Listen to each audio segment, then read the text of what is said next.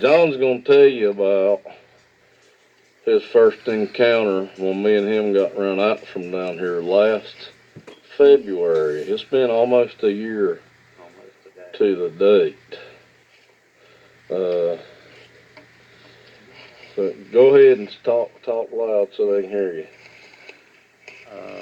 Me and Bobby were out here squirrel hunting, and at first we heard this, like, I can't explain it, was a loud, like, roaring sound from some kind of creature at the time. Yep. We hadn't seen nothing. Well, we was a few minutes later started walking back up the mountain there, and we got to the top, and it was steady doing that noise, and it sounded like it was getting closer and closer. We got to the top, we sat down up there. Well, actually, I stood up on a broke down oak tree that was laid over, and we was standing there being quiet. So we was out squirrel hunting, and that's when we seen it run behind a tree, and we sat there, and we got to watch it for about, I don't know, 2 minutes. It was probably 40 yards away from us behind a big oak tree, but I actually seen it go behind the tree.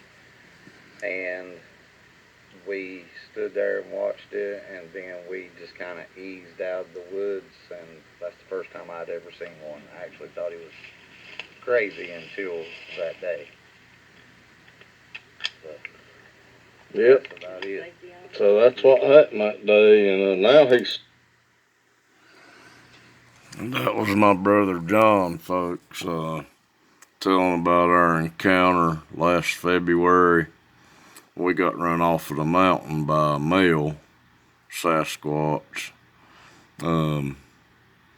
He was a hooping and a hollering, and he run us out of the forest. And it was daylight, like 4:30 in the evening.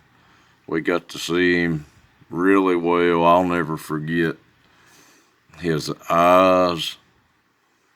He had these big black eyes, and his arm, because when John saw him walk up to the tree and everything, I only got to see him when he was leaning out behind the tree looking at us, and he was huffing and stuff, but his arm, the arm on that thing was looked like it was 6 foot long, bigger than my leg.